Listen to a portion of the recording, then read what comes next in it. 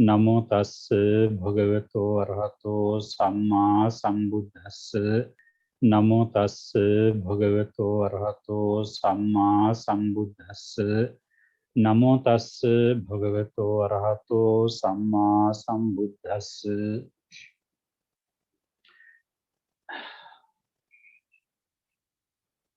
පොඩි කාරණයක් මතක් කරලා මද පාඩම් පටන් ගන්න හිතා ඉන්නේ. දැන් අපි මේකේ පාද තුනක් අභිධර්ම චන්ද්‍රිකාවේ ප්‍රධාන කොටස් තුනක්ම වැදගත්ම කොටස් තුනක් කියාගෙන ආවා. දැන් ඕකේ අපට ඊළඟ සමුච්චේ පාදය කියලා මැද පාදයක් එනවා. ඊට පස්සේ අවසානයේ කර්මස්ථාන පාදය කියලා පාදයක් එනවා. ඒ දෙක ලේසි. ඒ කියන්නේ කර්මස්ථාන පාදය ඉගෙන ගැනීම, තේරුම් ගැනීම පහසුයි. භාවනා කරන එක ගැන මම කියන්නේ. ඒ නිසා ඒක ඒ විදිහට ඉගෙන ගැනීම, තේරුම් ගැනීම ලේසි. සමුච්චේ පාදය කියන එකත් ලේසි. දැන් අපි හැබැයි මේ පාද තුනක් කොටස් තුනක් කියාගෙන ආවා. ඒවා පරම ගම්භීරත් නැහැ. හැබැයි යම් මට්ටමකට ගැඹුරුයි. මම කියන්නේ මේ දවස්වල මම අර පිරිසකගේ අභිධර්මයේ ලියපු පිරිසකගේ උත්තර පත්‍ර වගේක් බලනවා. ඉතින් ඒ බලනකොට පේනවා මේ දන්නවා කියලා හිතලා ඉන්න අයගේ දැනුම කොච්චරද ඒක පිළිවෙලකට පෙළගස්සනකොට નિયમિત වේලාවක් තුලදී කියලා මට හිතුණා. ඒ නිසා මම හිතනවා මේ ඔබ සියලු දෙනාට මම මුලින් කරව පාඩම් වලට ගැලපෙන විදිහට පරීක්ෂණ කීපයක් කරන්න. චිත්තපාදේ, චෛතසික පාදේ, ප්‍රකීර්ණක පාදේ. හැබැයි ඉතින් පොත් බලාගෙන රිපීට් කරලා නම් වැඩක් නැහැ. ඉතින් එහෙම ඔබ ඒ ටික ඒකට පෙළඹෙනවා නම්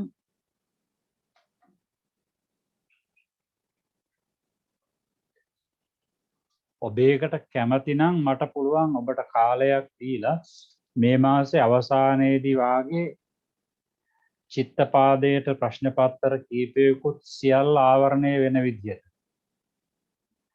චෛතසික පාදයටත් ඒ විදිහට මට කියන්න බෑ ප්‍රශ්න මෙච්චරයි 10යි 15යි 20යි 5යි හදන්නේ කියලා. මොකද මේක මේ විභාගයක් සමර්ථ වෙන්න උපාධියක් ගන්න කරන වැඩක් නෙවෙයි. මේ අපේ කෝස් එක මේක අපට මේ චතුරාර්ය සත්‍ය අවබෝධය දක්වා යන කෝස් එකක් නේ අපට තියෙන්නේ.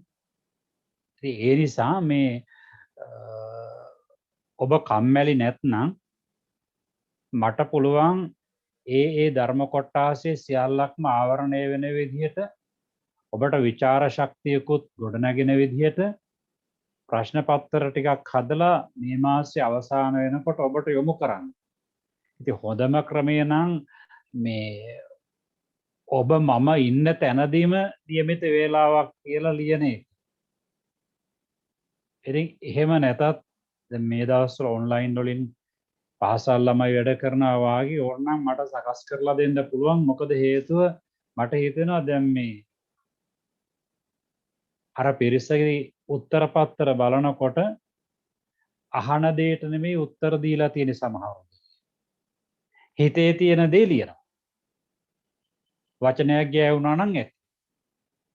ඉතින් තේරුම් ගන්න මට්ටමත් ඔච්චර නම් අවබෝධ කරන මට්ටම කොච්චරද කියලා හිතා ගන්න පුළුවන්. ඒ නිසා මම හිතනවා ඒ පිළිබඳව ඒක මම මේ මුලින්ම අදහසක් විදිහට ඉදිරිපත් කළේ අර කියන අත්දැකීම මට මේ දවස්වල ලැබෙනවා. ඒවා කියවන්න ගියාට පස්සේ මටත් ඔළුව එකක්ම හැදෙනවා. මම දැන් හිතලත් තියෙන්නේ ඒක මේ මට බෑ වෙන කෙනෙකුට බාර දෙන්න කියලා කියනවත්. මොකද ඒ තරම්ම අවුල් වියවුල් කරලා ලියලා තියෙන්නේ. ඒවට වෙහෙසෙන වෙහෙසීම මොකද මම උගන්වපු පිරිසක් නෙවෙයි ඒ පිරිස. විවිධ නමුත් අත්අකුරු වලින් පේනවා බාහිර උගත්කම් සෑහෙන දුරකට තියෙන පිරිසක් කියලා. හැබැයි ධර්මමය ධර්මඥානය, ධර්මයේ තේරුම් ගැනීම කියන අතින් නම් අතිශය බහුතර පිරිසක් ඉන්නේ පල්ලෙහා කියන එක මම ඒකිනුත් ප්‍රත්‍යක්ෂ කර ගත්තා. ඉතින් එහෙමනම් අද අපි මේ චිත්ත වීති කියන කොටසට එන්නේ ඔය මම කියපු කාරණේ පිළිබඳව ඔබේ අදහසක් මම බලාපොරොත්තු වෙනවා නොබෝ කලකින්. චිත්ත වීති කියනකොට දැන් චිත්ත වීති පාදයේදී මේ අපි මේක මතභේදයට තුඩු දුන්න මාතෘකාවක් මේ මෑත භාගයේ. ඒ කියන්නේ චිත්ත වීති කියලා දෙයක් නැහැ කියලා.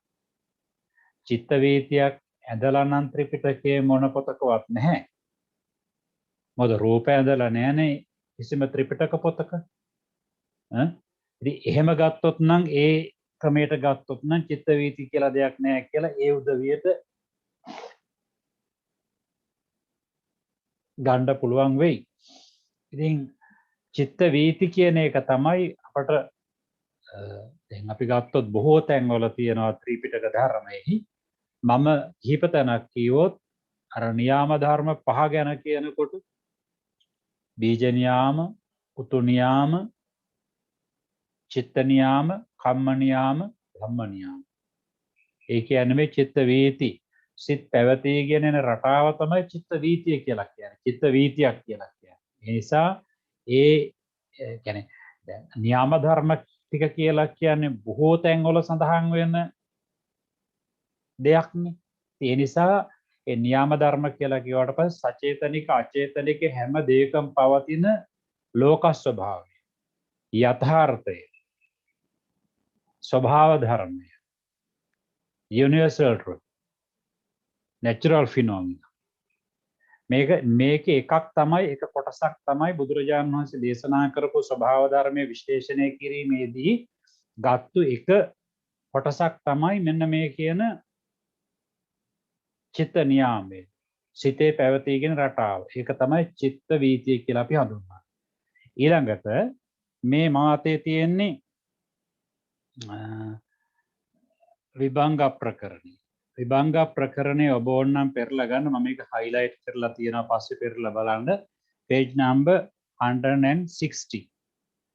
ඒකේ ධාතු විභංගයේ තියෙනවා මේ චිත්ත නියාමයේ පිළිබඳව. තත්ත කතමා මනෝ ධාතු. ඒ කියන්නේ විඥාන ධාතු 7 විස්තර කිරීමේදී මේකේ තියෙනවා මේ තත්ත කතමා මනෝ ධාතු. ඔන්න දැන් මේකේ විස්තර වෙන්නේ මනෝ මේ චිත්ත වීතිය සම්බන්ධයෙන් තමයි. චක්කු විඥාන ධාතුයා uppajjitva නිරෝධ සමානන්තරා uppajjati චිත්තං මනෝ මානසං හදයන් පණ්ඩරං යනාදී වශයෙන් විස්තර කරගෙන එනවා.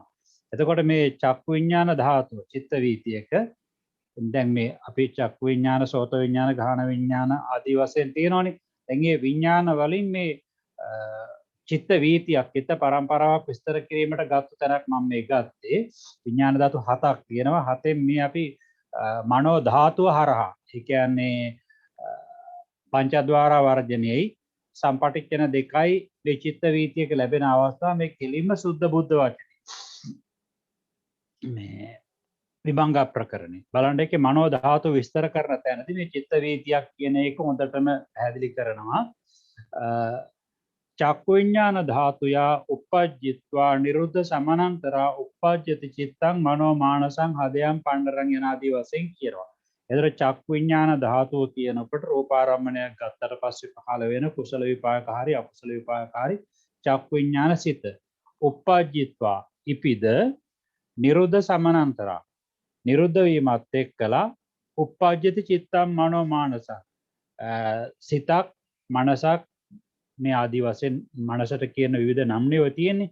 ඒ ආකාරයත්වය අනුව ඒ උපදීද අන්නේ හිත කියනවා අන්තිමට විස්තර කරගෙන ගිහිල්ලා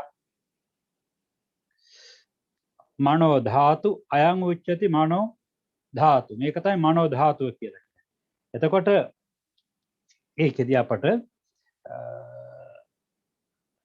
චක්කු විඥාන ධාතුව ඉපදිලා ඊට පස්සේ හිතක් උපදිනවා නම් අන්න ඒකට තමයි කියන්නේ අයං උච්චති මනෝ ධාතු. ඒතර මනෝ ධාතුව කියලා කියන්නේ චක්කු විඥාණයට අනතුරු උපදින්නේ අපි දන්නවා සම්පටිච්ඡන. එතකොට සම්පටිච්ඡන දෙකටයි පංචද්වාර වර්ජණයටයි කියන මනෝ ධාතුව කියලා විශේෂ නමක්. ඒතර මනෝ ධාතුව මේ පංචද්වාර වර්ජණය උපදින්නේ පංච විඥානන්ට ඉස්සරලා සම්පටිච්ඡන කියන සිත් උපදින්නේ පංච විඥානන්ට අනතුරු. ඔන්න ඔය කියන ඒක එක පිළිවෙලක්. ඊළඟට ඒකත් එක්කලම මනෝ විඥාන ධාතුව කියන දැන් මනෝ විඥාන ධාතුව කිය දැන් චක්කු විඥානයට සිත් දෙකයි සෝත විඥානයට සිත් දෙකයි ගහන විඥාන ජීවා විඥාන කාය විඥාන මේවා වලට සිත් එක ගන්න යන. ඒතර සිත් 10ක් අයින් වෙනවා දෙපස් විඥාන. ඊට පස්සේ මනෝ ධාතුවට යනවනේ සිත් 3ක් පංචද්වාර වර්ජනී සම්පටිච්ඡන දෙකයි කියලා. එතකොට ඒ සිත් කොයික වුණත් හඳුන්වන්නේ මනෝ ධාතුව කියලා. දැන් මෙතන නම් මනෝ ධාතුව කියලා එතකොට හැටින්නේ සම්පටිච්ඡන සිත්. ඔන්න බලන්න දැන් මනෝ විඥාන ධාතුව කියලා කියනවා සෙසුසිත 76ම මනෝ විඥාන ධාතුවනේ. ඔන්න මනෝ විඥාන ධාතුව විස්තර කරනකොට මෙතන එනවා තත්තකතමා මනෝ විඥාන ධාතු විභංගේ එන මනෝ විඥාන ධාතුව කියන එක මේ බලන්න පිටු අංක 162 චක්කු විඥාන ධාතුව උපජ්ජිත්වා නිරුද්ධ සමනන්තර. චක්කු විඥාන සිත ඉපදිලා නිරුද්ධ වීමත් එක්කම උපජ්ජති මනෝ ධාතු. මනෝ ධාතුව ඒ කියන්නේ සම්පටිච්ඡන සිත උපදී මනෝ ධාතුයක උපජ්ජිත්වා මනෝ ධාතුව කියන සම්පටිච්ඡන සිතත් ඉපදිලා නිරුද්ධ සමනන්තර නිරුද්ධ වීමත් එක්කලම උපජ්ජති චිත්තං සිතක් උපදිනවා. අන්න ඒකට කියනවා අයං උච්චති මනෝ විඥාන ධාතු. ඒ කියන්නේ සම්තිරණ සිත ගැන කියන්නේ. ඉතින් සම්තිරණ සිතෙන් පස්සේ අපට එනවා වොත්තපනේ ජවන හතක්. ඉතින් මේ ඔක්කොම මනෝ විඥාන ධාතුවට අයත් වෙච්ච සිත්නේ. අකුසල් වේවා කුසල් වේවා ඊතුරු සිත් 76ම මනෝ විඥාන ධාතුවට තමයි ඇතුළත් වෙන්නේ. ඒ නිසා මේ චිත්ත වීති කියන එක චිත්ත වීති කියලා දෙයක් නැහැ කියලා මේ විකාරකාරය කියන එකට තමයි මම ඔය පිළින් අරගෙන විස්තර කරලා දුන්නේ.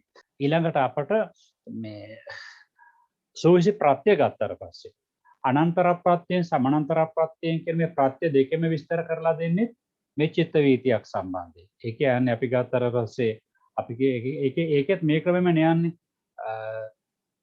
අනන්තර පච්චෝති චක්කු විඥාන ධාතුච තං සම්පයුත්ත කාය ධම්මා මනෝ ධාතුය තං සම්පයුත්ත කාණංච ධම්මානං අනන්තර පච්චේන පත්. ඒ කියන්නේ චක්කු විඥාන ධාතු කියන සිද්ධියකින් කෝක හරි උපන්නට පස්සේ චෛතසික සහිතයට උපන්නට පස්සේ ඊළඟට කියනවා ඒ චක්කු විඥාන ධාතුව කියන ඒ සිත මනෝ ධාතුය තං සම්පයුත්ත කාණංච ධම්මානං. ඒ මනෝ ධාතුව කියලා අදහස් කරන්නේ අර මේකේ ගත්තා වගේ විභංග ප්‍රකරණේ ගත්තා වගේම සම්පටිච්ඡන සිත. සම්පටිච්ඡන සිත. ඒතර ඒක තමයි කිව්වේ චක්කු විඥාන ධාතුවට අනතුරුව අනන්තර චක්කු විඥාන ධාතුව අනන්තර ප්‍රත්‍ය වෙනවා. මෙන්න මේකේ සම්පටිච්ඡනේ කියන මනෝ ධාතුව. ඊළඟට මනෝ ධාතු චිතං සම්පයුත්ත කාච ධම්මා මනෝ විඥාන ධාතුය තං සම්පයුත්ත කාණංච ධම්මානං අනන්තර පච්චේන පත්. ඒතර මනෝ ධාතුව කියන මෙන්න මේ කියන සම්පටිච්ඡන සිතත් ඊළඟට මනෝ විඥාන ධාතුව කියන සම්තීරණ සිතට අනන්තර ප්‍රත්‍ය වෙනවා. ඉතින් ওই විදිහට ඔකේ ශීර්ෂය එනවානේ 17ක් අනන්තර ප්‍රත්‍ය සමානතර ප්‍රත්‍ය කියන මේ දෙකට වෙනවා ශීර්ෂ 17ක් එනවා. ඒතකොට 17 විස්තර වෙන්නේ ওই විදිහට භවංග සිතක්. ඒ කියන්නේ අපි ගත්තොත් පංචද්වාර වර්ජන සිත ගන්න පුළුවන්. පංචද්වාර වර්ජන හිතට එහා පැත්තේ තිබිච්ච භවංග චලන භවංග උපච්ඡේදාදී ඒ සිත් ටික ගන්න පුළුවන් චිත්තක්ෂණ වශයෙන්. ඊට පස්සේ පංචද්වාර වර්ජන සිත ඊළඟට චක්කු විඥානාදී දෙපස් විඥාන කොයි සිතට හරි අනන්තර ප්‍රත්‍ය වෙනවා කියන එක කල්ැතු ඉපදලා ඊළඟ ඉපදීමට අතරක් නැර උපකාර වෙනවා කියන එක. ඊට පස්සේ මනෝ ධාතුව කියන මේ සම්පටිච්ඡනේ මනෝ විඥාන ධාතුවට ඊළඟට සම්තිරණේ ඊළඟ වොත්තපණේට ඒත් මනෝ විඥාන ධාතුවමයි. ඊට පස්සේ ප්‍රථම ජවණයට ඔය විදිහට ඒ ක්‍රමයේ තමයි අර අනන්තර ප්‍රත්‍යයෙන් සහ සමානතර ප්‍රත්‍යයෙන් විස්තර වෙන්නේ. ඒ කියන්නේ සම්පූර්ණයෙන්ම හිතක් වැඩ කරන ආකාරය. විශේෂයෙන්ම මේ චිත්ත වීතියක් පිළිබඳව තමයි පූර්ණ හඳුන්වා දීමක් එන්නේ. දැන් අපට විභංග ප්‍රකරණය ගත්තට පස්සේ බොහොම පොඩි කොටසක් නේ. ඒක දැන් අවස්ථා දෙකකදීනේ අපිට විස්තර කරේ. නමුත් අපට අපි දන්නවනේ කොහොමද ප ဋ ාණය කියලා කියන්නේ ඉතිරියක් නැතුව සියල්ලෙන් දේශනා කරපු ධර්ම කොටාසය කියලා. ඒතර ප ဋ ාණ ප්‍රකරණේ ගියාට පස්සේ අර 17 ආකාරයක විස්තර කරන්නේ වෙන කිසිවක් නොව මේ චිත්ත වීති කියන තේමාව. ඒ නිසා ඔය එක එක්කෙනා හීනෙන් නැගිටලා වාගේ මේ මොකක් හරි බලලා කොටසක් බලලා ගිහිල්ලා මේක තමයි කියලා. ඉතින් ඒවා හොඳයි අර පොතක් පතක් ධර්මඥානයක් ගැඹුරට ගිහිල්ලා නැති ඒ පොතක් පතක් ත්‍රිපිටක පොතක් පරිශීලනය කිරීමට හැකියාවක් නැති අඩු වශයෙන් ත්‍රිපිටක පොතක් හොයාගන්නවත් පුස්තකාලයකට ගිහිල්ලා හැකියාවක් නැති කියවන්න හැකියාවක් නැති කියවලා මුලැමැද අග කාරණා එකිනෙකට සම්බන්ධ කරලා තේරුම් ගැනීමට හැකියාවක් නැති ගිහි පැවිදි උදවියට ඒ ප්‍රාතිහාර්ය හොඳයි. මේ අපට නම් ඒක හරියන්නේ නැහැ. මොකද ඒ ගොඩක් වෙලාවට විශ්ලේෂණය කරන මේවා නොබලයි. හැබැයි අපි බලනවා. අපි බලන්න ලෑස්ති වෙලා මේ පොතපත ඒගොල්ලෝ පැවිදි වෙලාත්නේ අපි මේවා පරිශීලනය කරනකොට ගුරු ඇස්සේ ඉගෙන ගන්නකොට ගුරුවරු වශයෙන් අපි උගන්වනකොට අපි එහෙමයි. නමුත් අපි මෙබඳු අවස්ථාවක් හැරෙන්නට ඒ වගේ කාරණා මතු කරලා දක්වන්නේ නැහැ. නමුත් අපි ධර්මය වෙනුවෙන් අපි නැගිටින නිසා අපි මේ බඳු අවස්ථාවල ධර්මයේ නාමයෙන් නැගිටලා ඒ දුර්මත දුරලීමට පෙරවාදී මතයේ මතු කිරීමට අද ඉඳලා නෙවෙයි මේ කටයුතු කරන්නේ. ඒ නිසා දැන් අපි ඒ දුර්මතයේ දුරලීමට මොකද අපි අර විභාගයකටත් ඕක දාලා තිබුණා මේ චිත්ත වීති අනු මිත්‍යාවකි මෙය සකාරණව ධාතු විභංගයේ අනුසාරයෙන් පැහැදිලි කරන්න කියලා. ඒ මතය අනාත කරන්න කියලා චිත්ත වීතියක් නැත කියන එක. ඒ මතය චිත්ත වීති කියලා දෙයක් නැත කියන මතවාදය ඒ දුර්මතය මේ සකාරණව සනිදර්ශනව ධාතු විභංගයේ ඇසුරින් අපි ප ဋ ාණේ ගත්තෙත් නැහැ. ධාතු විභංගයේ ඇසුරින් විග්‍රහ කරන්න කියලා කීවා. නමුත් ඒකට එක්කෙනෙක්වත් උත්තර ලියලා තිබුණේ නැහැ.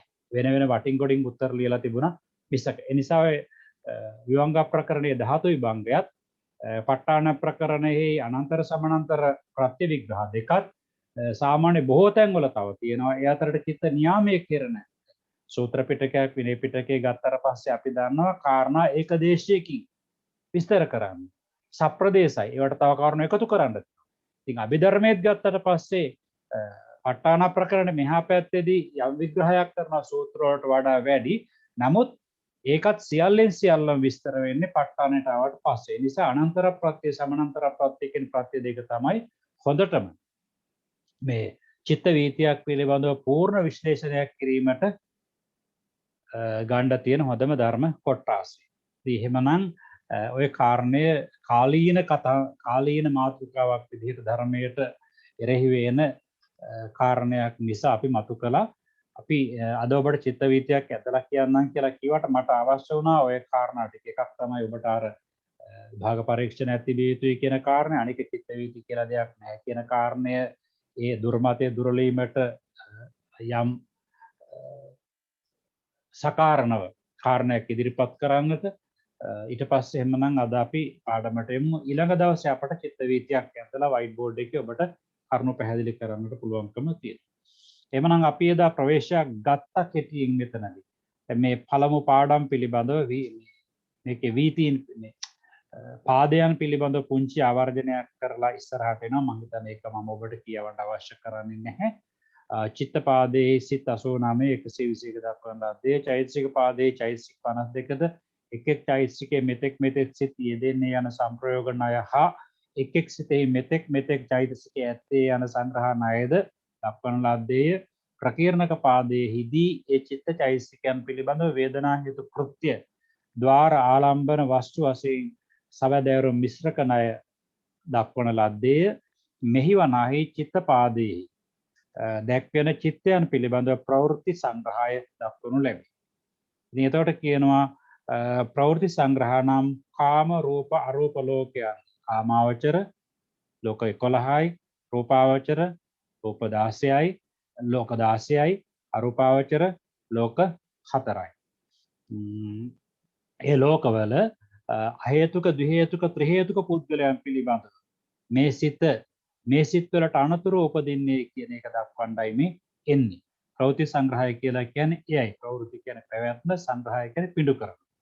ඒතකොට මෙතනදී රූප අරූප ලෝකයන්නි කියලා ගත්තට කාම රූප අරූප ලෝකයන්නි කියලා දැන් රූපාවචර බ්‍රහ්ම ලෝකේ අරූපාවචර බ්‍රහ්ම ලෝකේ අහේතුක ද්විහේතුක අය නැහැ. පොදුවේනේ දැක්වේ කාම රූප අරූප කියන ලෝක සියල්ලෙම ලෝක තුනේම ලෝක සංචිත තුනේම අහේතුක ද්විහේතුක ත්‍රිහේතුක. ඒ නිසා අහේතුක ද්විහේතුක දෙගොඩ පිරිස් දෙක යන්නේ කාම ලෝකයට පමණයි. හේතුක පුද්ගලයන් පමණයි රූප අරූප බ්‍රහ්ම ලෝකවල ඉන්නේ. ඉතින් ඒ අයට ඒ තැන්වල සිත් උපදින ආකාරය විස්තර කරනවා. මේ සිතට අනතුරුව මේ සිත උපදින්නේ චිත්තයන්ගේ පූර්වාපර නියමය. පූර්ව මුල අපර ඊළඟට නියමය ක්‍රමය තිතිය සංග්‍රහ කොට දැක්වීමයි. හෙවත් සත්වයා පිළිබඳව සිත් පැවතීගෙන යෑමේ පිළිවෙල දැක්වීමයි. ඉතා ලේසියම ගත්තොත් එහෙම අවීචීන සත්වයාගේ ඉඳලා ලෞතර බුදුරජාණන් වහන්සේ දක්වාම සිත් වැඩ කරන සමස්ත ආකෘති සිතේ අන්තර්ගතය වෙනස් වෙන්නට පුළුවන්. කුසල් කරන කෙනෙකුගේ චිත්ත නියාමයේ සමාන වුණාට ඇතුලේ අන්තර්ගතය වෙනස් වෙනවා. අකුසල් කරන කෙනෙකුගේ ඊට සාපේක්ෂව සම්පූර්ණයෙන් වෙනස් වෙනවා. කුසල් අකුසල් පැත්ත වෙනකොට වෙනස් වෙන හැබැයි වැඩ කරන රටාවේ ආකෘතියේ ඒකේ ස්ට්‍රක්චර් එකේ වෙනසක් වෙන්නේ නැහැ.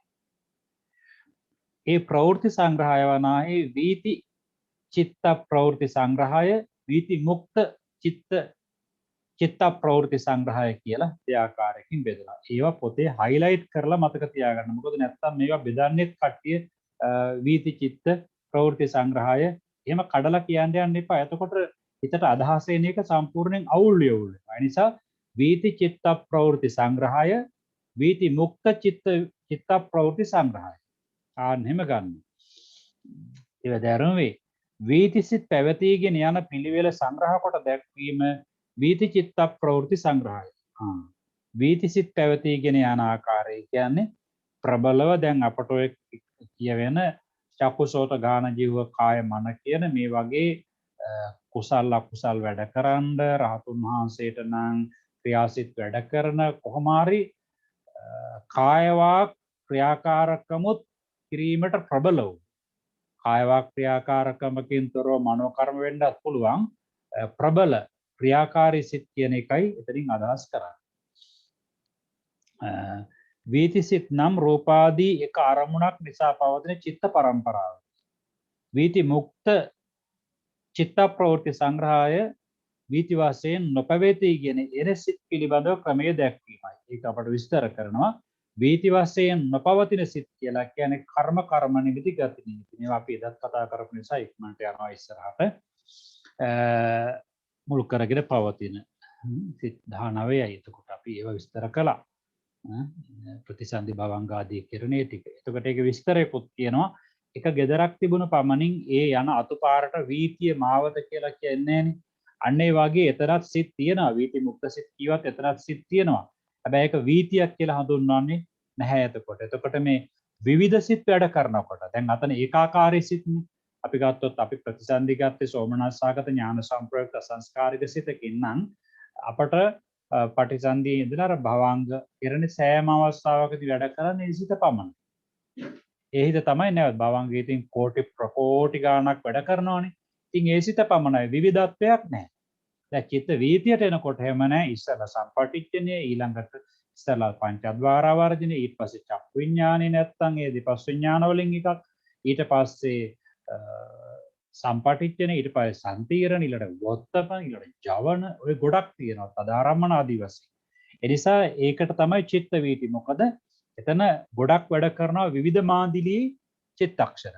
දැන් අර පටිසන්ධි භවංග චුති ගත්තට පස්සේ ඒ වගේ වැඩ කරන එකම ඒකාකාරී සිත් වේදයක්. ඒකයි මේකේ අර චිත්ත වීති සහ වීති මුක්ත කියලා වචන දෙකක් ගත්තා.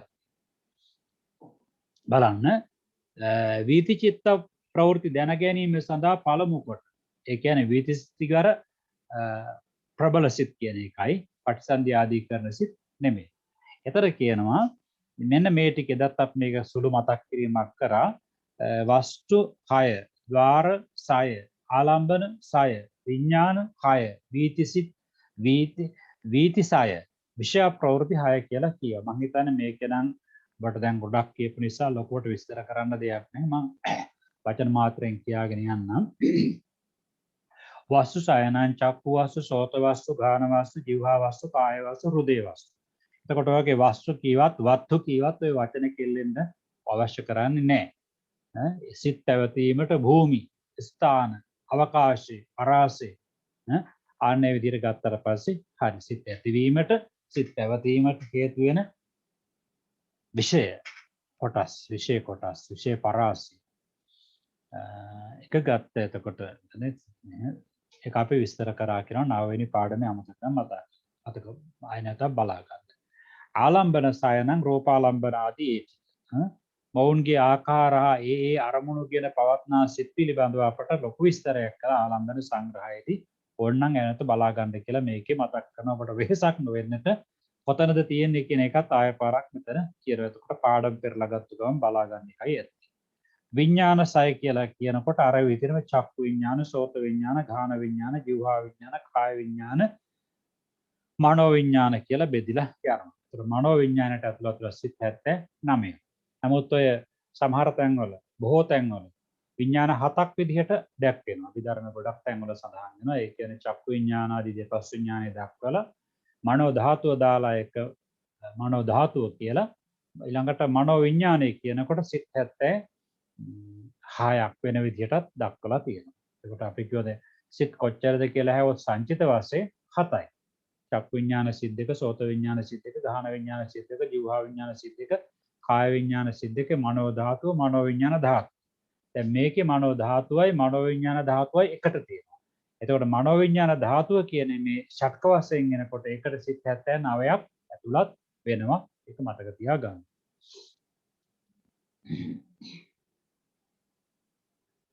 ඔය තියෙන්නේ ඒකේ විස්තරය තියෙනවා චක්කු විඥාන සිත් 2, චක්කු විඥාන ධාතුවයි ආදී වශයෙන් ගිහිල්ලා 89 79ක් වූ සිත් මනෝ විඥාන ධාතුවයි කියලා කියනවා. ඊළඟ වීති 6 පිළිබඳවත් කියනවා. ద్వාර වශයෙන් නම්ලත් ద్వාර වශයෙන් නම්ලත් කියලා කියන්නේ චක්කුද්්වාර ආදී වශයෙන්. චක්කුද්්වාර වීතිය, සෝතද්්වාර වීතිය, ගාහනද්්වාර වීතිය, જીවහාද්්වාර වීතිය, කායද්්වාර වීතිය, මනෝද්්වාර වීතිය කියලා ඔන්න බෙදලා. ඉතින් චක්කුද්්වාර කියලා පුරුදු වෙන්නත් එපා කියන්නේ. චක්කුද්්වාර, සෝතද්වාර කියලා පුරුදු වෙන්නත් එපා. මේ භාෂාවේ මටසිලිටි බවක්නේ. හරියට උච්චාරණය කරනත් පුරුදු වෙන්න. එතකොට අර කටත් ඒක බොහොම හොඳයි. චක්කුද්වාර කියනට වඩා චක්කුද්වාර, සෝතද්වාර, ගාහනද්වාර, જીවහාද්වාර, කායද්වාර, මනෝද්වාර හරි ලේසි.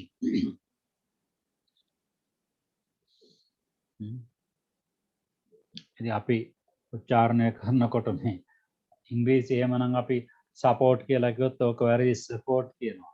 පොලිස් කියලා ඕක වැරදි පොලිස් කියනවා. හැබැයි සිංහල භාෂාව පිළිබඳව සැලකිලිමත් වෙන්නේ නැහැ. ඒ නිසා සිංහල භාෂාවත් බොහොම හොඳ භාෂාවක්. මටසිලිටි කාරණ රසායන භාෂාවක්. හැමතින් පෝෂණය වෙච්ච භාෂාවක්. කොච්චර ඔබ වාසනාවන්තද කියලා බලන්න. මේ දවස්වල ගොඩාක් බලනවා මේ අපට තියෙන පාලියේ තියෙන ගැඹුරු වචන වලට චතුරාර්ය සත්‍ය හේතුඵල ධර්මතාව වාගේ පටිච්චසමුප්පාදයේ සුවිසිප්‍රත්‍ය වාගේ ඉංග්‍රීසි වචන ගත්තට පස්සේ හරි අමාරු හොයාගන්න. දැන් බලන්නකො ඔබට දැන් මේ සිංහලෙන් කියලා තේරෙන්නේ නැහැ කියලා කියන්නේ කොච්චර අවාසනාවක්ද කියලා ඇතම් කෙනෙකුට තේරෙන්නේ නැහැ. ඉතින් මෙච්චර තේරුම් කරලා දීලා සිංහල වචන රාශියකින් තේරුම් කරලා ඇයි එහෙම තේරෙන්නේ නැහැ කියලා කියන්නේ. දැන් බලන්නකො එයාත් දැන් අපි ඉංග්‍රීසි දන්න කෙනෙකුට උගන්වන්න ගියොත් එimhe බලන්න කොච්චර ඒ අය අවාසනාවන්තද කියලා. ඒ කියන්නේ ඒගොල්ලන්ට කොච්චර ධර්මයේ දැනගන්න ගැඹුරින් දැනගන්න අවශ්‍යකම තිබුණත් ඒ විදිහට අපට දෙන්න භාෂාඥානයේ තියෙන ස්වාමීන් වහන්සේලා ගිහි පින්වතුන් හිටියත් මේ හරියටම ධර්මයට දෙන අර්ථය කෝකද කියලා වචනය කෝකද කියලා හොයාගන්න කොච්චර වෙහෙසක් දරන්න ඕනේ. ඉතින් ඒ නිසා අපි කොච්චර වාසනාවන්තද. ඊගේ වාසනාවේ බැලලෙන්න දෙන්න එපා. අපට භාෂාවත් ලැබිලා තියෙනවා මේක ඉගෙන ගන්න. ධර්මයක් ලැබිලා තියෙනවා. උගන්වන උදවියත් ලැබිලා තියෙනවා. Tamanටත් හැකියාව තියෙනවා. උද්‍යෝගීය තමයි මදිකම තියෙන්නේ. කැපවීම තමයි මදිකම තියෙන්නේ. ඉතින් මේ මදිකම හරි අවාසනාවන්තකම. එහෙම වෙන්න දෙන්න එපා. විෂය ප්‍රවෘත්ති 6 පංචද්වාරයේ පිළිබඳව පවත්නා. ඔන්න එතකොට කියනවා මේකේ අපට බලන්න චක්කුද්්වාර වීති නම් රූපේ අරමුණු කොටගෙන චක්කුද්්වාරයේ පවත්නා චිත්ත පරම්පරාව. අන්න බලන්න පරම්පරාවක් නේ අතර වීතිය කියලා කියන්නේ නේද? වීතියක් කියලා කියන්නේ පාරක්නේ දිගට තියෙන දෙයක්. දැන් පරම්පරාව කියන්නේ ඒ දිගටම තියෙන දෙයක්. ඒ නිසා තමයි මේකට මේ චිත්ත වීතිය කියලා නම දැම්මක් කියලා. ওই වීතිය කියන පදේ ඇත්තේ නැහැ කියලා වචනයක් අල්ලන ඔය ගිහිල්ලා තියෙන්නේ. ඒ නිසා වචනේ නෙමෙයි අපට වැදගත් වෙන්නේ. වචනේ මොකක් කිව්වත් කමන්නේ. වචනේ අන්තර්ගතය අපේ ජීවිත ආධ්‍යාත්මික තත්ත්වය වෙනස් කරගන්න හේතු වෙනවා නම් අපට ඒකයි අවශ්‍ය කරන්නේ. ඒ නිසා මෙතනදී බලන්න චක්කුද්්වාර වීති නම් රූප අරමුණු කොටගෙන චක්කුද්්වාරයේ පවත්නා චිත්ත පරම්පරාව. චක්කුද්්වාරයේ මුල් කරගෙන අපි කිව්වා සිත් 46ක් වැඩ කරනවා. අන්නේ පරම්පරාව තමයි මෙතන කියන්නේ.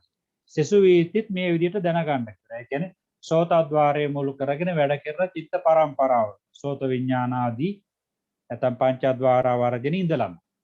ඊළඟට ගාහනද්්වාරයේ, ජීවහද්්වාරයේ, කායද්්වාරයේ ඔක්කොම 46 ගානේ වැටෙනවා.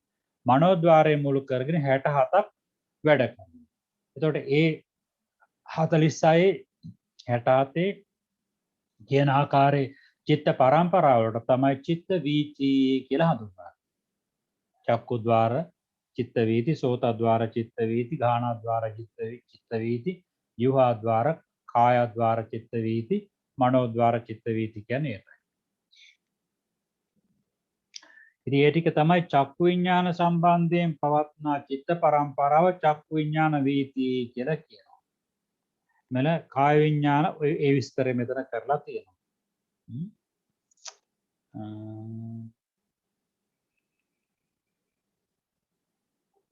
මනෝ විඥාන කියලා ගත්තාට පස්සේ අර හිත ඇත්ත නවයම ඒකට ඇතුළත් වෙනවා. මනෝ විඥාන වීතිය කියලා ගන්නකොට සිත් 67. අනික තව එකක්. චක්කුද්්වාරයෙන් චක්කුද්්වාරයට සම්බන්ධ වෙන අරමුණුත් මනෝද්්වාරයට ගන්නත් පුළුවන් නේ. අපට අරමුණු කිසිම අරමුණක් සියලු අරමුණු ගන්න පුළුවන් හිත කියනකොට අර ලෞතර බුදුරජාණන් වහන්සේගේ ඥාන සම්ප්‍රයුක්ත ක්‍රියාසිත 4ත් මනෝද්්වාර වර්ජනයත් කියන සිත් 5 ගන්නවනේ. සියලු ධර්ම අරමුණු කරනවා. චිත්ත, චෛතසික, රූප, නිර්වාණ, ප්‍රඥාප්ති සියල්ල අරමුණු කරනවා. ඒ නිසා මනෝවිඥානය කියන එක හරි ප්‍රබලයි. මනෝවිඥානය කියන සිත් 79ට අරමුණු කරන්න බැරි දෙයක් නෑ. මනෝවිඥානය කියන සිත් 79 ඔක්කොටම නෙවෙයි මෙතෙන් අදහස් කරන්නේ. ඒ සංචිතය තුල තියෙන සිත් සමස්තය ගත්තට පස්සේ ඒකෙන් අරමුණු කරන්න බැරි දෙයක් නෑ. ඊළඟට බලන්න විෂය ප්‍රවෘත්ති 6. විෂය කියලා කියන්නේ මේක විස්තර කරනවා. විෂය ප්‍රවෘත්ති 6 නම් පංචද්වාරයේ පිළිබඳව පවත්නා වූ අතිමහාන්ත, මහාන්ත, පරිත්ත, අතිපරිත්ත. ඒතකොට දැන් විෂය ප්‍රවෘත්ති කියලා කියන්නේ විෂයෙහි පවතිනා වූ. අතිමහාන්ත කියලා කියන්නේ ඒ රූපාදී අරමුණ ඉපදිලා කල්ගත වෙන්නට ඉස්සරලා අරමුණු කරලා තියෙන විෂය පරාසය වැඩි. ඒ නිසා සිත් වැඩ කිරීමට පැවැත්ම වැඩි. ආන්න ඒක තමයි පළවෙනි. මහාන්ත කියනකොට ඒක ටිකක් අඩුයි. එතකොට ඒ කියන්නේ රූපේ ඉපදිලා ටිකක් වෙලා ගිහිල්ලා තමයි. ශබ්දාදී ඉපදිලා සුළු මොහොතක් චිත්තක්ෂණ කීපයක් ගිහිල්ලා තමයි අසකනාස ආදියට රූපේ වැටලා චක්කු විඥාන ආදී සිත් පහළ වෙලා තියෙන්නේ. එතකොට මේකේ අපට මේ ඔබට චිත්ත වීති අඳිනකොට බෝඩ් එකේ අඳිනකොට ඔබට තවදුරටත් පැහැදිලි වෙනවා. මේක මොකද්ද අතිමහාන්ත කියන්නේ මොකද්ද අතිශයම ලොකුයි. මහාන්ත කියන්නේ මධ්‍යමයි. පරිත්ත කියන්නේ පුංචි. අතිපරිත්ත කියලා කියන්නේ ඊටාම පුංචි. ඒත් මෙතන පුංචි කියලා අදහස් කරන්නේ අර රූපාදී අරමුණු ඉපදිලා සැලකිය යුතු වෙලාවක් ගිහිල්ලා නම් අසකනාසාදියට අරමුණ ගැටිලා තියෙන්නේ. ඒතර චක්කු විඥානාදී සිත් පහළ වීමට ප්‍රමාද වෙලානේ. ආන්න එක තමයි මෙතනින් අදහස් කරන්නේ. එතකොට ඒ අරමුණ ගන්නට තියෙන කාලය අඩුයි. එතකොට මොකද රූපේ ඉපදිලා කල්ගත වෙලා. ඒ නිසා තමයි අතිමාන්ත, මාන්ත, පරිත්ත, අතිපරිත්ත කියලා බෙදිලා. ඒ අරමුණ ඉපදිලා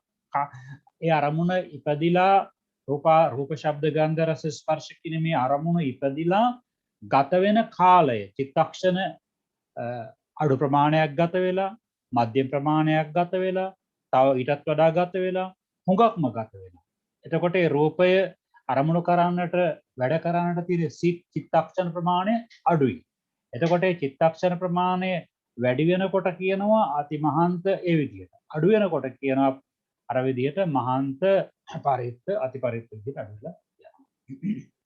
ඒක චිත්ත වීති අඳිනකොට ඔබට තේරෙනවා.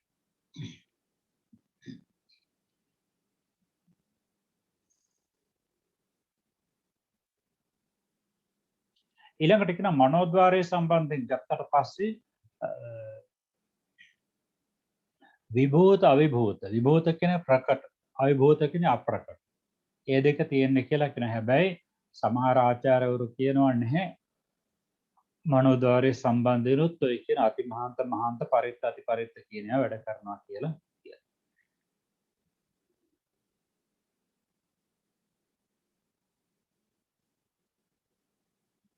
එතකොට දැන් අපට හිතෙයිද මේක මේ බෙදීම කළේ කවුද කියලා?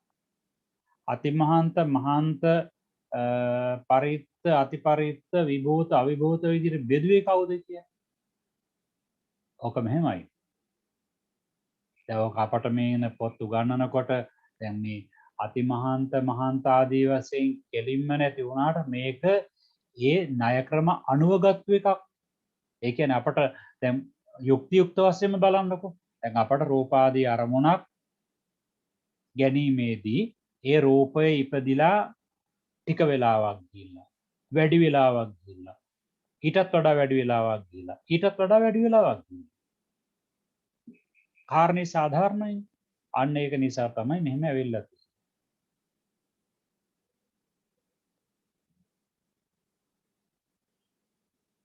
ඒකේ බලන්න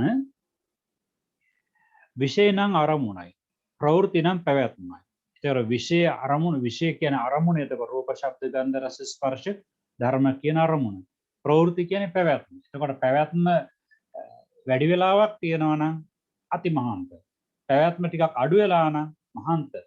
ඒ පැවැත්මේ කාලය තවත් අඩු වෙලා නම් පරිත්ත. ඊටත් වඩා අඩු වෙලා නම් අතිපරිත්ත වෙනවා. ඉතින් විභූත අවිභූත කියන එකටත් ওই විග්‍රහයම තමයි දෙන්න තියෙන්නේ. අරමුණ පිළිබඳව පැවැත්ම විෂය ප්‍රවෘත්තිය කියලා කියනවා. අපි දන්නවනේ විෂය රූප කියලා කියනකොටත් අපි ගන්නේ රූප ශබ්ද ගන්ධ රස ස්පර්ශනේ විෂය රූප.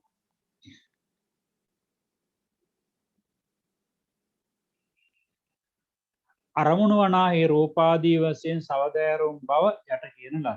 දැන් එතකොට ඔය ෂට්කෂය ඉවරයි.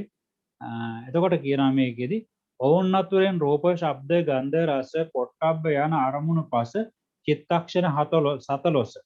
ඒ කියන්නේ 17ක් ආයු ඇත්තේ. මේ පස්ස පමණක් නොව අටවිසි රූපාතුරින් විඤ්ඤාති රූප 2යි ලක්ෂණ රූප 4යි හැර අනිත් රූප ඔක්කොටම තියෙනවා චිත්තක්ෂණ 17ක ආයුෂේ. එතකොට ඔය අවිධර්මාර්ථ සංග්‍රහයන පාලි පාඨයක් කියන්නේ තන් සත්තරස චිත්ත ආයු විනා විඤ්ඤාති ලක්ෂණ. ඒ කියන්නේ විඤ්ඤාති රූප 2ටයි ලක්ෂණ රූප 2ටයි සත්තරස චිත්ත ආයු විනා ඒ කියන පහ හැර පහ නෙවෙයි හයක් තියෙනවා. විඤ්ඤාති රූප 2යි උපචේ සම්පති ජරතා අනිච්චතා කියන මේ ටික විනා හැර අනිත් ඒවට සත්තරස චිත්තාය 17ක් ආයුෂය තියෙනවා. චිත්තක්ෂණ 17ක් ආයුෂය තියෙනවා. බලන්න එක චිත්තක්ෂණයක් ඉක්ම චිත්තක්ෂණ 16ක් ආයු ඇතිව ආපాతගත වන හමු වෙනවා කියන එක ඇසට හොඳේ අරමුණ අතිමහාන්තයි කියලා කියනවා. ඔන්න බලන්න රූපේ ඉපදිලා එක් චිත්තක්ෂණයක් ඉක්ම ගිහිලා තියෙනවා. චිත්තක්ෂණ 16ක් ආයුෂ ඇති. තව එතකොට ඒකේ චිත්තක්ෂණ 16ක් ඉතිරිය තියෙනවා. එතකොට ඒක ආපాతගත වෙනවා. ඒ කියන්නේ ඇසට වදිනවා. ඒකට කියනවා අතිමහාන්ත. එතකොට ඔන්න මතක තියාගන්න. රූපේ ඉපදිලා චිත්තක්ෂණ 17න් එකක් ඉක්ම ගියාට පස්සේ ඇසට ස්පර්ශ වෙලා තියෙනවා. ඇසට ගැටිලා තියෙනවා. ඇසට ආපాతගත වෙලා තියෙනවා. හමු වෙනවා කියලානේ බලන්නකො. දැන් මෙතන හමු වෙනවා කියලා බලන්න අරමුණු කරනවා කියලා නෙමෙයි තියෙන්නේ. ඇසට අරමුණු කරන්න බෑනේ. ඒ නිසා මෙතන බලන්න ඇසට හමු වෙන, ඇසට ස්පර්ශ වෙන, ඇසට ගැටෙන කියන විදිහට තමයි අර්ථ ගන්නට ඕනේ. චිත්තක්ෂණ 2ක් 3ක් ඉක්ම ගිහිලා චිත්තක්ෂණ 15ක් නැත්තම් 14ක්. ඒ කියන්නේ 2ක් ඉක්ම ගියා නම් 15ක් 3ක් ඉක්ම ගියා නම් 14ක්. ඒ රූපේ වෙන්න පුළුවන්, ශබ්දේ වෙන්න පුළුවන්, ගන්ධේ, රසයේ, ස්පර්ශය. එහෙම ඇසට ඇස කන නාසාදියට වැටුණා නම් ආපాతගත වුණා නම් ස්පර්ශ වුණා නම් හැප්පුණා නම් අන්න ඒකට කියනවා මහාන්ත. එතකොට අතිමහාන්ත ඔබ හිතන්නේ කීයක් තියෙයි කියලාද? චක්කුද්්වාරයට, සෝතද්්වාරයට, ගානද්්වාරයට, ජීවහාද්්වාරයට, කායද්්වාරයට පහක් තියෙන්න වෙනවානේ. ඊළඟට මහාන්තය කියනම් කීයක් වේ? දැන් දෙක දෙක තියෙනවනේ චිත්තක්ෂණ දෙකක් හෝ තුනක් හෝ ඉක්ම ගිය දෙකම මහාන්ත වෙනවා කියලා කියවනේ. එතන චක්කුද්්වාරයට 2යි, සෝතද්්වාරයට 2යි, ගානද්්වාරයට 2යි, ජීවහාද්්වාරයට 2යි, කායද්්වාරයට 2යි. රූප, ශබ්ද, ගන්ධ, රස, ස්පර්ශ කියන කෝකටත් මේ විශ්ලේෂණය පොදු නිසා. ඉතින් දැම්ම කලබල වෙන්නට එපා. අපිට මේකේ මේ චිත්ත වීති අදිනකොට ඔබට මේක හොඳටම පැහැදිලි වෙලා යනවා. ඊළඟට බලන්න චිත්තක්ෂණ 4 පටන් 9 දක්වා. බලන්න 4 පටන් 9 දක්වා 4 5 6 7 8 9. 6ක් නේද? 6ක්. එතකොට ඒ කොවටද? තෙලෙස පටන් 8 දක්වා ආයු ඇතුව අන්න ඉතුරු වෙන ගාන එක. ඒතර චිත්තක්ෂණ දැන් එකක් ඉක්ම ගිය අතිමහාන්තාරම්මන, දෙකක් තුනක් ඉක්ම ගිය මහාන්තාරම්මන, එහෙනම් 4 ඉඳලා චිත්තක්ෂණ 4 ඉඳලා 9 දක්වා. ඒකට දැන් එකක් ඉක්ම ගියා නම් රූපය ආයුෂයේ චිත්තක්ෂණ තව 16ක් තියෙනවා. දෙකක් ඉක්ම ගියා නම් 15ක් තියෙනවා. තුනක් ඉක්ම ගියා නම් 15යි. එකක් ඉක්ම ගියා නම් 16යි, දෙකක් ඉක්ම ගියා නම් 15යි, 14යි. 14යි තුනක් ඉක්ම ගියා නම්. ඊළඟට බලන්න චිත්තක්ෂණ 4 පටන් 9 දක්වා. 4 ඉඳලා 9 දක්වා ඉක්ම ගියා නම් ඊළඟට ඉතිරි වෙන්නේ කොහමද? 13 පටන් 8 දක්වා. බලන්න 13 ඉඳලා 13 12 11 10 9 8. ඒකට අවස්ථාව එතකොට ඉතින් දැන් මෙහෙමයි. දැන් ඕකේ ඔය දැන් අතිමහාන්ත මහාන්ත කියනකොට ඕනනම් ඔයාට වෙන වෙන නම් දා ගන්නත් පුළුවන්. දැන් අපි කියමුකෝ අතිමහාන්තයක දැම්ම චිත්තක්ෂණ එකක් ආවශ්‍යක්ම කිය. මහාන්තයක දෙකක් තියෙනවනේ. ඕනනම් මහාන්ත කියලා එකක් ඉක්ම ගිය, දෙකක් ඉක්ම ගිය මහාන්ත කියලා, තුනක් ඉක්ම ගිය එකට ඕන වෙන නමක් දා ගන්නත් තිබුණා. කිසි ප්‍රශ්නයක් නැහැ. ඊළඟේදී චිත්තක්ෂණ 4 ඉඳලා 9 දක්වා ඉක්මන. ඒතකොට 5ක් තියෙනවා. එතකොට මේ චිත්ත වේදි 5ටම ඕනනම් 6ක් තියෙනවා. 6ට ඕනනම් 6ක් දා ගන්න පුළුවන්. එහෙම අවශ්‍ය කරන්නේ නැහැ.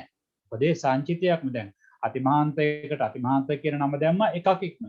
රූපාදීක් විලා. ඊළඟට දෙකක් තුනක් ඉක්ම ගියේ. ඒකට මහාන්ත කියනවා. ඊළඟට 4ක් 5ක් 6ක් 7ක් 8ක් 9ක් ඉක්ම ගිය එකට කියනවා පරිත්ත කියලා. ඒක ඉතුරු වෙන්නේ ඒ ඉක්ම ගිය ගානට අඩු ප්‍රමාණය. ඒ වැඩිපුර ඉක්ම යන්න ඉතුරු වෙන චිත්තක්ෂණ ගාන අඩු වෙනවා. චිත්තක්ෂණ ගාන අඩු වෙනවා කියලා කියන්නේ රූපේ අරමුණු කරන්න තියෙන කාලය අඩු වෙනවනේ. රූපෙ බිඳිනවනේ. ඒ නිසා ඒතර රූපේ තියෙන ආයුෂය අඩු වෙනවා කියලා තමයි සලකන්නේ. ඒතකොට ඒක තමයි මේ කියේ 13 පටන් 8 දක්වා ආයුෂය. ඒතකොට 13ක් තියෙන්නේ කොහමද? චිත්තක්ෂණ 4ක් ඉක්ම ගියේ. 12ක් තියෙන්නේ මුලින් චිත්තක්ෂණ 5ක් ඉක්ම ගියේ. මේ ඊළඟට 11ක් තියෙන්නේ 6ක් ඉක්ම ගියේ. ඔය විදිහට ගාන හදලා ගන්න. එතකොට අන්තිමටම ගත්තට පස්සේ 9ක් ඉක්ම ගිහිල්ලා තියෙනවා. එතකොට 8යි ඉතුරුව තියෙනවා. 8යි ඉතුරුව තියෙනවා. 9යි 8යි 17යි. ඉතින් ඒකට ඒතර පරිත්ත කියලා කියනවා. පරිත්ත කියන එකට එතකොට වීති කීයක් ඇතුළත් වෙනවද? 6ක් තියෙනවානේ. එතන චක්කුද්්වාරයේ සම්බන්ධයෙන්, සෝතද්්වාරයේ සම්බන්ධයෙන්, ගානද්්වාරයේ, ජීවහාද්්වාරයේ, කායද්්වාරයෙන් සම්බන්ධ කරගත්තාට පස්සේ එතකොට 30ක් එනවානේ. 6 වරක් 5 30යි. 30ක් කියලා. එතන මහා අතිමහාන්තාරම්මන චිත්ත වීති පංචද්වාරයේ සම්බන්ධයෙන් 5යි, මහාන්තාරම්මන 10යි, පරිත්තාරම්මන 30යි. මතක තියාගන්න. දැම්ම මතක තියාගත්තා පස්සේ අපට පස්සට හරි ලේසි වෙනවා. චිත්තක්ෂණ 10 පටන් 15 දා ඉක්ම ගිය චිත්තක්ෂණ චිත්තක්ෂණ 7 පටන් 2 දක්වා ආයු ඇති අරමුණක් චක්ෂු ආදී ద్వාරවල වැටෙනවා නම් ඒකට කියනවා අතිපරිත්ත කියලා. චිත්තක්ෂණ 10 පටන් 15 දක්වා බලන්න 10 12 13 14 15. ඒතරත් 6යි නේද? එහෙනම් අතිපරිත්තත් 6යි. ඒතර එහෙනම් අතිපරිත්තත් චක්කුද්්වාරය සම්බන්ධයෙන් 6යි සෝතද්්වාරය සම්බන්ධයනුත් 6යි ගානද්්වාරය ජීවහද්්වාරය කායද්්වාරය මේකම 6යි. එතකොට එතනත් වෙනවා 30ක්. එතකොට ආය නැවත ආවර්ජනා කරගන්න පංචද්්වාරය සම්බන්ධයෙන් මේ අතිමහාන්ත මහන්ත පරිත්ත අතිපරිත්ත කියන මේ ටික එනවා කියලා කිව්වේ. දැන් එහෙම ගත්තට පස්සේ මෙතනදී මේ පංචද්වාරය සම්බන්ධයෙන් අතිමහාන්තාරම්මන චිත්ත වීති 5ක් තියෙන්නට ඕනේ. මහන්තාරම්මන චිත්ත වීති 10ක් තියෙන්නට ඕනේ. පරිත්තාරම්මන චිත්ත වීති 30ක් තියෙන්නට ඕනේ. අතිපරිත්තාරම්මන චිත්ත වීති 30ක් තියෙන්නට ඕනේ. මේවා තවදුරටත් ඔබට මේ අඳිනකොට හොඳට පැහැදිලිලා යාවි.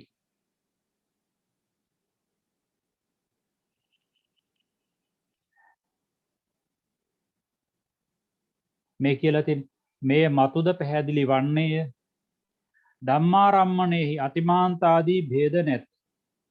එහි ඇත්තේ විභූත අවිභූත භේදය. ඉතින් ධම්මාරම්මන කියලා කියනකොට අපි දන්නවා ඒකට ඇතුළත් වෙන්නේ ප්‍රසාද රූප, සුකුම රූප, චිත්ත, චෛතසික, නිර්වාණ, ප්‍රඥා. ඔය ටික ඇතුළත් 6යිනේ ඇතුළත් වෙන්නේ. ඒ ටික තමයි කියන්නේ ධම්මාරම්මන. රූපාරම්මන ආදී වශයෙන් බෙදලා යන නිසා. හැබැයි මනෝද්වාරික සිත්වලට රූප ශබ්ද ගන්ධ රස ස්පර්ශ ගන්නත් පුළුවන්. හැමදාම කියනවා මනෝද්වාරික සිත් සහ ධර්මාරම්මණය අතරේ වෙනසක් තියෙනවා කියලා. මනෝද්වාරික සිත්වලට ගන්න පුළුවන් අරමුණු අතර සහ ධම්මාරම්මණය අතර වෙනසක් තියෙනවා කියලා අපි හැමදාම කියනවා.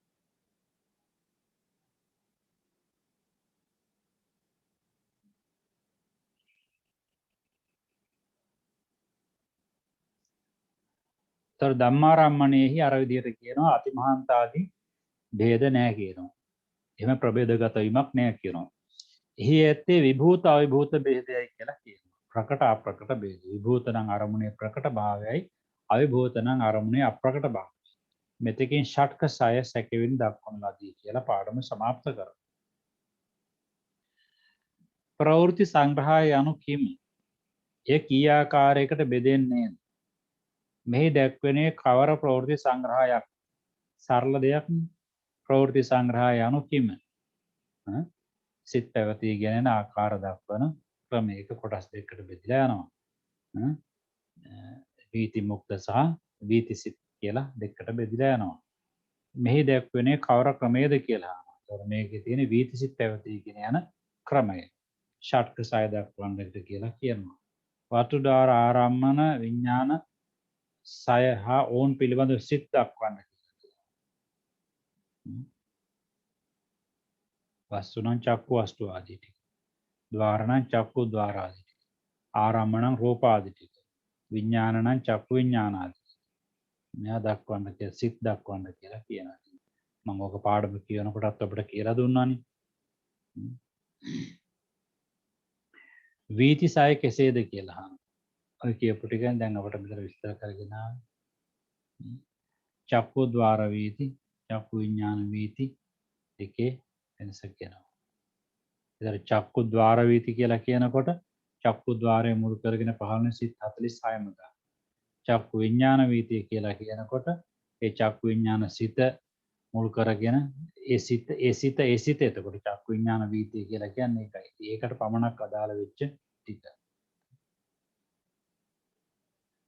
ගේ සමානකමක් තියෙනවා චක්කු ద్వාර වීති චක්කු විඥාන. ඒතර ඒක අර ඒකේ දැනගන්න චක්කු ద్వාර සෝත ద్వාර ආදී වශයෙන් විස්තර කරන්නේ. ඒකත් චක්කු විඥාන සෝත විඥාන ආදී වශයෙන් විස්තර කරන්නේ. ඒ දෙකේ වෙනසයි දැනගන්න අවශ්‍ය කරන්නේ.